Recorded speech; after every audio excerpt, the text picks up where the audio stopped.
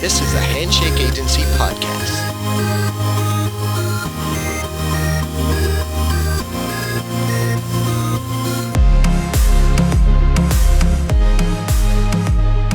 We're in. It's happening. Hi, Amy Shark. Hello, how are you? Good. How are you? I'm great. Look, spoiler alert, 2 minutes ago you walked in here. Zig was just ready, so we thought, fuck it. Let's do it. Let's go. I wanted to start this podcast with this little anecdote, and you said it yourself. So Sony hit me up like 2 weeks ago, and they're like, hey, Amy's album's obviously coming out. Do you want her on the green room? And I was like, yeah, like I'll have Amy on, but you were on like last October? Yeah, I honestly feel like I speak to you more than I do like my parents. So that's... It was like the day or two after the NRL Grand Final. So maybe that, because it was delayed, okay. right? I think it was late November. Yeah, maybe it was later than, maybe it was earlier. It was November, right, Zig? Yeah. Okay, well, let's start from there. How you been? What's been going on since November? Since November, I guess just like waiting for the world to get a bit healthier and, they've obviously been waiting a minute for the album to come out. It's been delayed 1,000 times. So I feel excited actually because, finally we're 2 weeks away or something. Yeah. So I remember you did a Zoom with me. You were in Byron, I think. Where were you after the NRL Grand Final? Yes, that's right. You were Byron, right? I was on like a little retreat. Yeah. And you could give me like a couple of little hints and teasers about when the release was. I don't think you had an album title then. No. Can I just ask just quickly, is this off? Is this like the album's out or is this? No. Or it'll be released on album day. Yeah. Oh, okay. Cool. But it's okay if I talk. Totally, yeah. Okay, great. Yeah, nice. Continue. Yes, so what did I have? Yes, I did have an album name. Really? Yeah, No. I probably just didn't tell you. Or was it? Yeah, I'm sure you had it, but what you told me and didn't tell me. Because like at that point, obviously, the Ed Sheeran song, Love Songs, wasn't out. You could tell me that it happened, but you shared no details. Yes, of course. Can you, let's start from there at least. Can you now divulge a little bit what happened there? Because all we really know was that probably a year ago, you posted that photo with Ed being like, guess who I'm in the studio with? And then there was nothing until like, oh yeah, we've written a song together. Maybe it'll be on the album, maybe it won't. We now know it will. So can you tell that story? Yes. Well, it was lined up by Russell Crowe and he just took it upon himself to send my album, Love Monster, to Ed. Pause. Russell Crowe. You can't just say, oh, Russell, old mate Rusty. What do you mean, Russell Crowe? When have you been friends with Russell Crowe? Yeah, I know. It's so random, but he's been a really avid supporter of me. Kind of really, as soon as Adore came out, he kind of really championed everything. He's got that in him. He sort of just wants to bring people up, especially if he's really vibing the music, and he really was. So he invited me to his farm and it was so cool. We went like quad bike riding and he's got a beautiful studio there, and I'm not gonna lie, there was like this big plaque that he had of like Ed, because Ed had done something there. I think he did the song for Eminem or whatever at Russell's farm, and I might have like dropped a couple of little subtle hints to Russell, like, oh God, yeah, it'd be great to work with him, and just left it at that. And I kind of know the person Russell is, so it was just great that he did that. And then I heard from Ed. I didn't think I would, but Ed was like, next time you're in the UK, let's do some writing. So it was definitely in the UK, because I don't even think the location was a thing. Well, public knowledge. Yeah, no, probably not. Oh no, because I was in the UK. I don't know if I can't remember what I was putting on the gram back then. I know I didn't put much of me obviously doing the album, and there was no like studio footage. I made a real thing of not doing that because I was capturing everything to do this kind of little docu-series thing. But yeah, it actually came together really easily. Like Ed's, you think of Ed Sheeran and you think, wow, that's going to be so many hurdles and people to deal with. But he's got like his manager, Stu, was just like a legend. And yeah, as soon as we locked the date in, it was smooth sailing. Like they helped us like where we should stay in Suffolk, and it was amazing. It was just a day session? Yeah, but a long day, which was great because I love getting into studios early. a lot of producers are like, yeah, well, let's meet there at like 2 p.m. And I'm like, I'm not like that. So when Ed was like, yeah, let's meet at like 10 a.m. Is that all right? I'm like, oh, yeah. I mean, I won't sleep all night anyway, so for sure.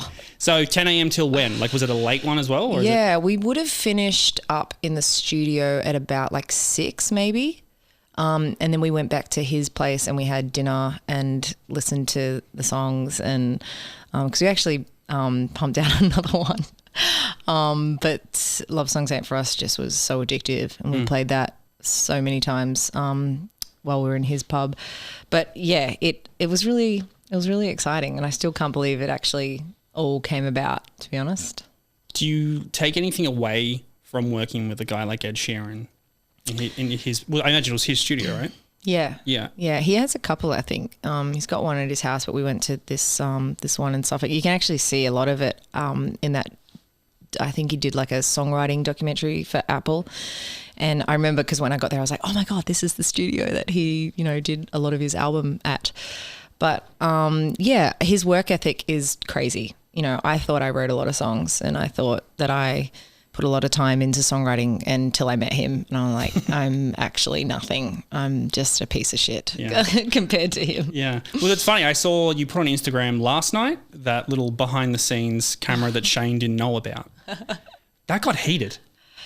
It gets heated, man. Is that like, but be honest, is that the usual for you guys being in the studio together? Pretty PG, I think. Yeah, of course. I mean, the reason I did it was so many artists can fall into the trap of being around people that just tell them what they want to hear. And I think the biggest sort of key weapon you can have in your team is someone who is really honest and someone really invested, and that's what Shane is. And yeah, that's an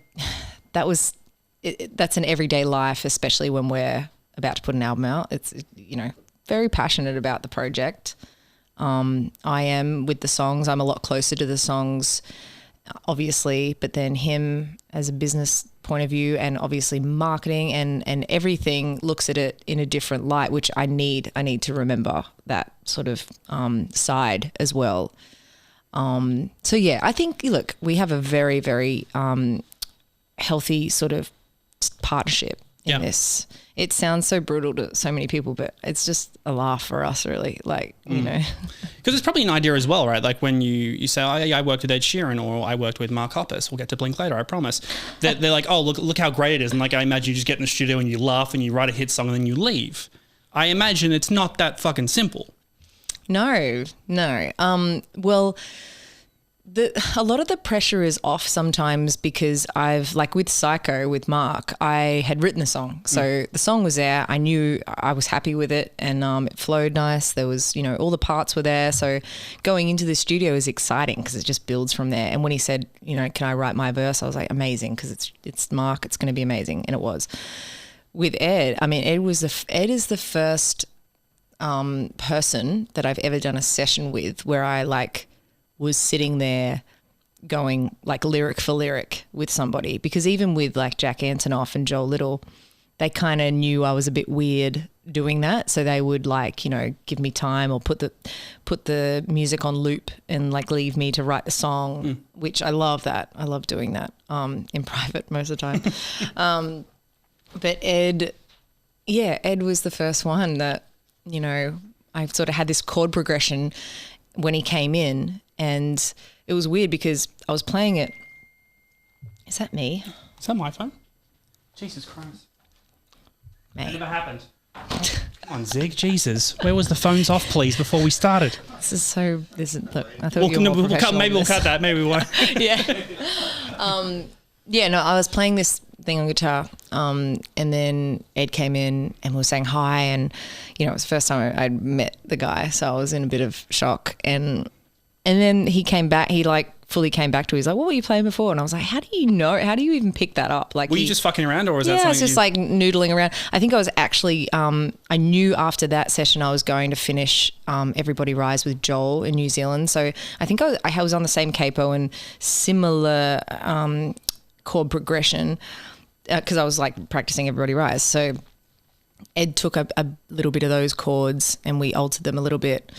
And then, we had our progression, our chord progression that we loved. And we hit a couple of little hurdles along the way. I was trying to think of the right melody and right lyrics and everything. And usually if I hit a hurdle, if it takes too long, I usually just go, no, I'm going to switch it up and change the chord progression, see if something else comes. But Ed's like not like that. He's like, he just keeps going until we have it. And I'm glad that he did, because, I kind of learnt to stick with it just a little longer, because you could land in some magic if you don't be such a brat and switch it up too early. How do you get over that fear though? Let's say, for example, if you were playing that and you walked in and said, hey, what's that? And you said, oh, it's just this thing. He's like, never play that again. That's awful. Like, is there a fear that your heroes can be pricks? Yeah, of course. I'm lucky. I mean, we all know Ed Sheeran isn't a prick, so I knew that would never happen. I've been really lucky with the people I've worked with that no one's been a dick. Like, there's been sessions before, of course, that I've gone into. This is why I'm so weird with sessions, because I'm like, no, I really don't feel like dealing with some cheesy songwriting person today, I have this really good thing now with my publisher in LA that I just send like a warning thing, and then she just calls me and says that I have promo or something like that. So it gets me out of any weird songwriting sessions, because it's also like a waste of time. Yeah. Like if I've got a really good guitar like idea, and then I'm giving it to this person and this person's telling me, what we should write about, I just like, and especially if it's not something that I think is good, I'm like, look, I'd rather just go to the next studio without you in it and just finish this song, like, if that's okay. And I know that sounds bad, but it's like there's so many songwriters, there's so many sessions you can do. Some are great and some are just a waste of time. So can't you just politely say, like, I'm just so busy right now? I would rather someone else be the dick. I've been pretty lucky as well. Like, Zig and I talk about it a lot. Like, I'm yet to have someone on this podcast that is just an absolute dick. Yeah. You have some people that, they might, like, this is very much like, I'm here for work, and I'll smile on camera, and then as soon as the camera's off, it's like, I'm out. Yeah. Like you. But, no, I'm kidding. But like, no one has been flat out a prick.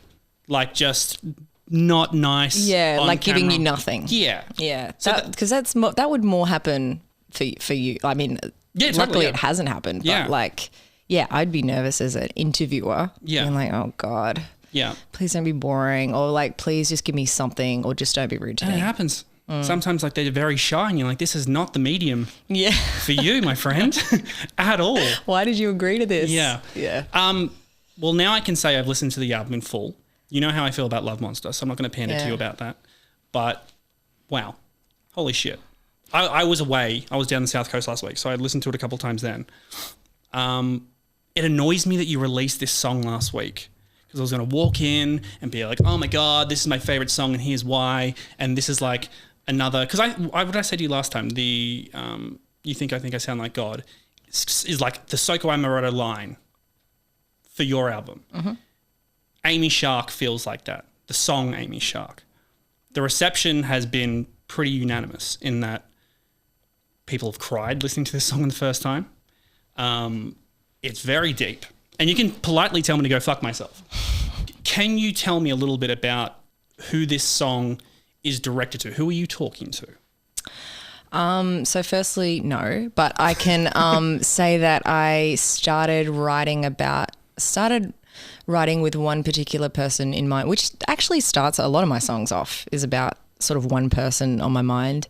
And then the more I get into it, I can sort of start feeling it's more than that, and it's about more people or more another bigger topic, which is what happened with Amy Shark. And like, it was, like a really difficult one to write and hard one to record, probably be a hard one to perform live. I don't know.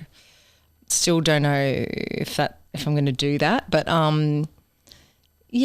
look, it was necessary. I wanted so much to not beat Love Monster, because Love Monster is like, it's still my baby and I love it so much. But I just wanted to keep upping the ante. And the only way to do that for an artist like me is to really become just take vulnerable to another level. And I kind of know my fans now. I kind of was doing Love Monster, not in a rush, but just going, and didn't really know if I even had fans, let alone what they were like. Well, they were just jumping on the train as it kept going, right? Yeah, we all were trying to keep up with the train. So, now, after 3-4 years, I can sit back, and this is what I love doing, is just because people are like, oh, but is that what you're going through now? It's like, no, now I can sit back and look at it and be able to put it into words, right, and digest it and explain it. And that's what I did with Amy Shark. That's what I did with the whole album, really, was just, the best thing I did was not stop writing. Like, I kept writing all through touring Love Monster. Like, I was going through so many things with so many people, and just capitalized on that and wrote about everything. And Amy Shark was just a perfect ending to a bigger picture, not just, oh man, touring's hard, or this has changed and that's changed. Oh man, I'm frustrated at that person, or why isn't this working? Or I love this. I'm happy with this person. I'm feeling the love right now. Like, Amy Shark was just like such a bigger topic, and it just felt right to go there, and I know what my fans are like now. They're like me, like they just like real storytelling, raw stuff, and it was just like ripping a Band-Aid off. It kind of just had to happen for this album. Do you think it's the most personal song you've ever written? Oh yeah, for sure. Yeah. It's like,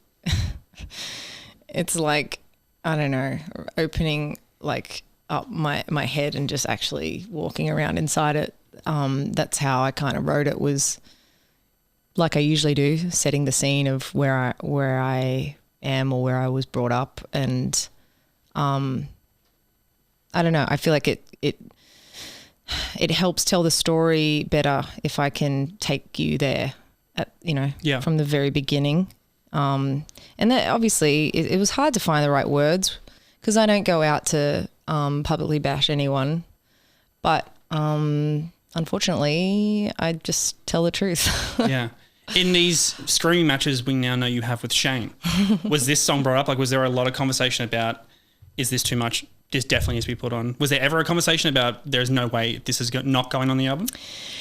Shane came home from a run ranting, just like I could hear him going before he even opened the gate. I'm like, oh God, he's coming in hot. And I tried to actually set the camera. I love capturing him when he's just like wild with ideas and stuff. And he's like, I know what your album's missing. I know what it's missing. You need to put Amy Shark on it.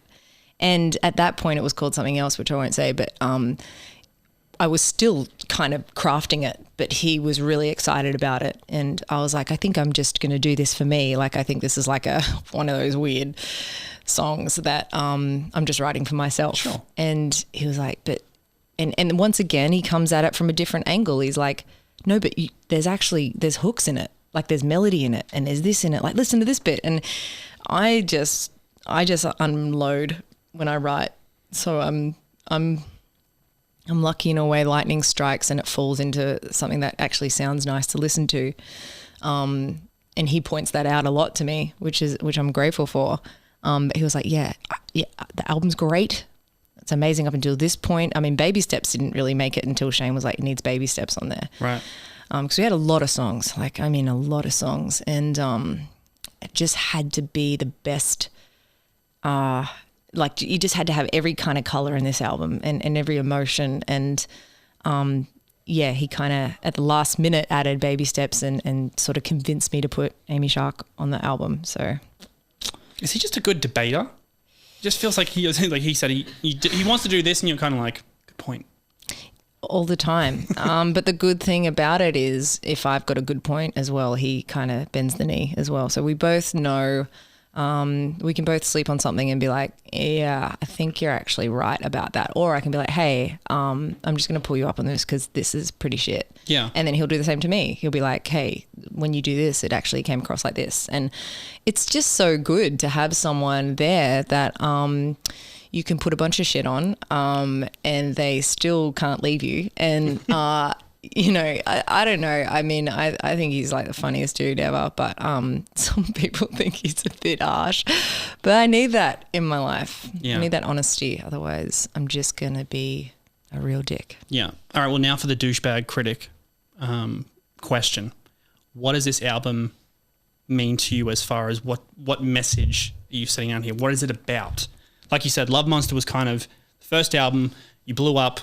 Fans are coming along for the ride. Obviously, Love Monster did what it did. What is Cry Forever about for you? I think it's more like I've had the question a million times. What do you want people to take away from this, and what do you want? You know, Told you it was a douchebag question. It's such a dude. Like you're better than this. No, I'm joking. We'll edit it's out. a great question. So sorry, Zig. Zig's gonna be so disappointed. You're gonna leave and say, "What the fuck was that about, Dick?" Never again. No, it's a great question. Well, I was like, as I was listening to this album, I was kind of like there's some uplifting songs there, some really sad songs. Then obviously you get to the end with Amy Shark. I was kind of conflicted with what the message is in the album. Not necessarily the message, but like, is this a positive album? Is this a romantic album? It's called Cry Forever. Yeah, well, okay. Well, mate, sell the album, please. It's all the things. Crying with happiness. No, okay, so I think I never really, like, I'm not one of these people that, like, my album's going to be like this. I just write songs, you know, and pray to God that they all make sense when they're in a body of work. And I think it's more, this album is more about what people can learn about me. And I love that people can relate, but I'm just giving people just more of my life, I guess, in songs. And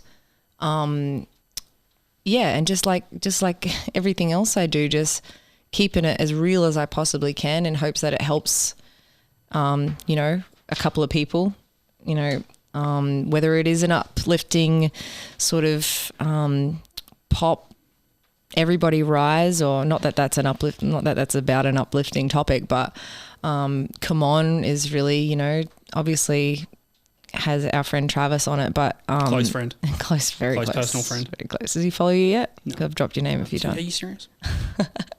But you know, that's like me just like getting through the music industry and learning, and so much of this album is a lot of the past does kind of creep in every now and then, like topics that I still obviously are in my subconscious that sort of still kind of bleed into songwriting for me. But you know, a lot of songs aren't even really meant to be romantic, but I'm also a businesswoman and I need to sell records. So it's like some songs I'm not going to hold everyone's hand through. Like maybe they are romantic, maybe they're about something that's actually not romantic that I needed to write about, but in order to connect, it's, you know what I mean? Like there's not one's. Love Monster was very much, this is about this person and this is about this topic and that topic only. Like Cry Forever has songs where the first verse is about that person and the second verse is about this kind of topic, and then the third verse is definitely about that person. So, you know, that's just how it happened, I guess, because, you know, there were so many songs that I was working on. So I would go back to a song and I'd be feeling differently about something, you know? So some songs are a little bipolar and they make total sense like within the song. But for me personally, people would be very surprised that this line can be about that and that line within the same song is about a whole different person. Do you feel normality coming back now? Obviously, you're touring in a couple of months after Cry Forever's out, in arenas. Holy shit. Obviously seated because of the situation, but still arenas. That's pretty incredible. Do you feel that normality coming back now of like, I think I saw you perform at the Red Room at Horton Pavilion earlier this year, but that was still very much COVID. Oh, yeah. We're all in like little mini backyards. Yep. You looked up, what was that all about? You lingered. What was that about? Saw that? No, there's just like, it was good. It was a great night. No, it was weird, but it was a really cool fucking show. Yeah, it was just great to play, right? Yeah, but the arenas are coming back, which is fucking awesome.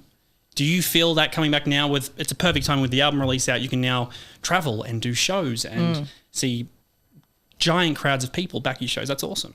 I'm like, because for so long it was really obviously touch and go. Like, is it going to happen? Is it not going to happen? So many artists every day were having to say, you know, like, got to cancel, got to postpone. I'm like, guys, I don't want to do that. Like, I don't care if we have to downsize. I don't care if we have to get on a back of a truck. I got to play this album. I can't push it back anymore. You know, I've waited so long. I love playing this album as well. So I'm really excited to do it. But luckily it feels like everything is going to go to plan. And I think everyone was like, nervous to like break it to me that it's going to be seated. And I'm like, that sounds like a really fun night for someone. If I was going to see a show and I got to sit down, be comfortable, stand up at my seat if I wanted to dance, I mean, that sounds like a really fun night. So buy tickets. Are you able to start mapping out something post that? Like, again, in the last 12 months, it's kind of just been like, no, I can't really do anything. We're in lockdown. So here's the album, enjoy it. Can you start blueprinting something of what you want to do after the tour is done? Like, do you want to go back to LA for a bit? Do you want to travel? Are you still writing? Are you just going to fuck off for a little bit and just do nothing? Because you probably should. I'm definitely going to find a week. I'm finding a week to go to New Zealand. That's for sure. Right. I really am going to go like fishing and just totally be off the grid for as long as I can. But I have just put an album out, so I don't know when that's going to happen. So, but even if it's just a few days, I need to just chill because it has been so much like, man, I can't even, I've been sitting with this for just so long. It's like being pregnant with an album for way too long. And it's just like, I get to be induced soon and it's going to be friggin' amazing. Like, it's just wild, but I can see I don't get told everything, but I hear whispers because I live with my manager. So I hear whispers from my management overseas, and it sounds like things could be happening over there. Maybe I don't want to jinx this, but I started something so great in North America and Europe and the UK, and I want nothing more than to promote this album around the world. Going global. Sorry. Amy, thank you so much. I think we can call there. That's perfect. Congrats on the album. Again, I listened to it like 3 or 4 times back to back. Be honest though, I hated it. It was fucking awful. I don't even know why we're doing this. No, why would I? No, I know. If Sony said, "Hey, can Annie come on?" I would have been like, I would have done what you did. Hey, Zig, can you just tell her I'm just in another meeting? I'm just so busy. Tell her I'm I fucking loved it. I fucking loved it. Good. I'm glad because I actually care about your opinion. Don't fuck. No, I do, bro. I'm here like every week. That is true. Yeah, you're in this office more than I am. I know exactly. No, I love it, and I can't wait for people to hear it. Thank you, Neil. Thank you so much, and I'm sure you'll be on the show in 2 weeks, so we'll talk then. Yeah, I'll see you soon. Thanks, Amy.